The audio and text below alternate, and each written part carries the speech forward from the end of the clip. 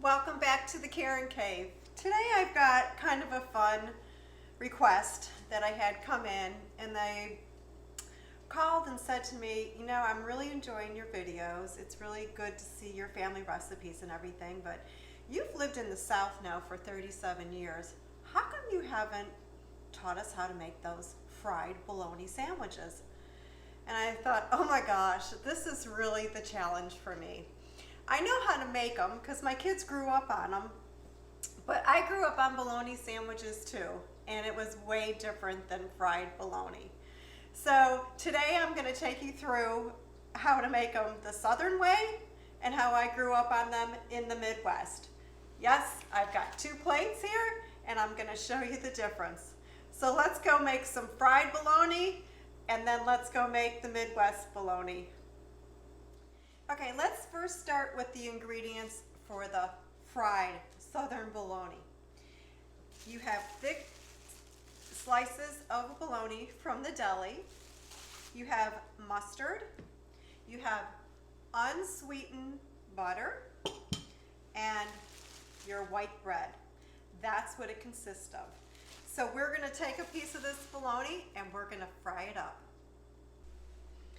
Okay, the first thing we're going to want to do with our bologna is we're going to take a little bit of unsweetened butter and we're going to put it in a cast iron pan, and we're going to heat that up and slowly so it just melts around here, because we're going to throw that piece of bologna in there and fry it. But before we throw it into our cast iron pan, not throw it, but we'll place it in there, we want to make 4 little cuts here, this way and this way. And we'll turn it and we'll do one like this.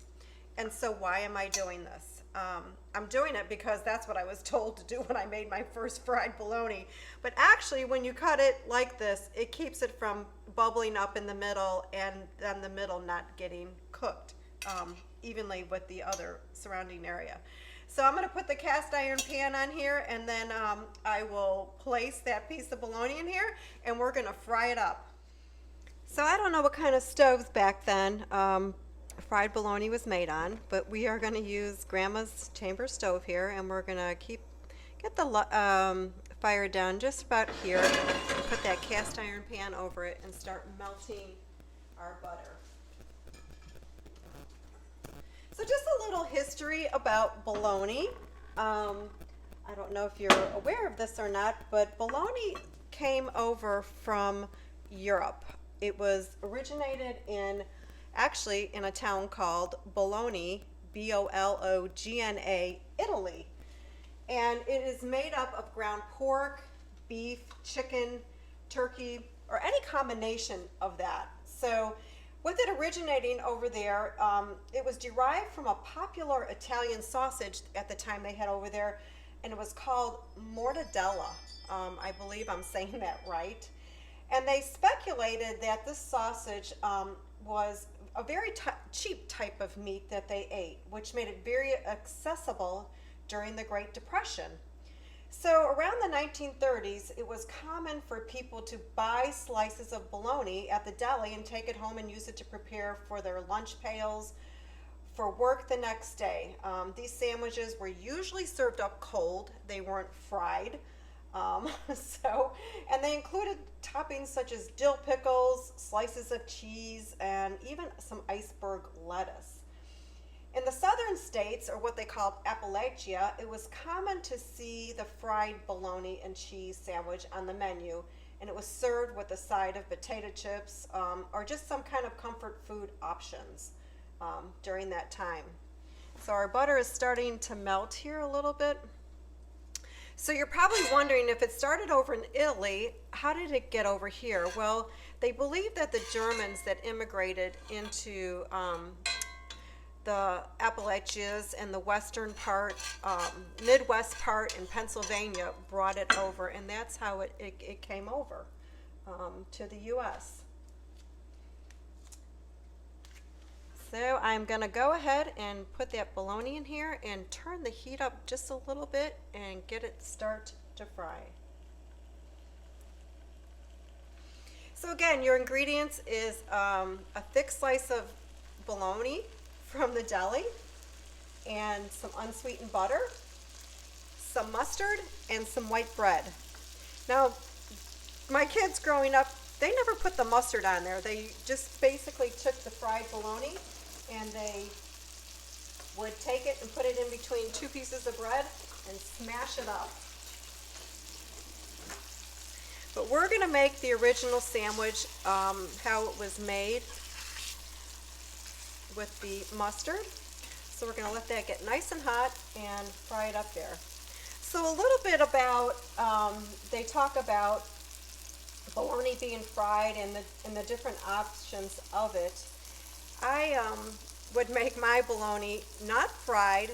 It would be on butternut bread, not white bread. That's what I grew up with. And the condiments that I used on mine, and you're probably going to go, ooh, yuck, were ketchup and mayonnaise. So it's up to you what you want to put on it, but this is the true Southern way of making fried bologna.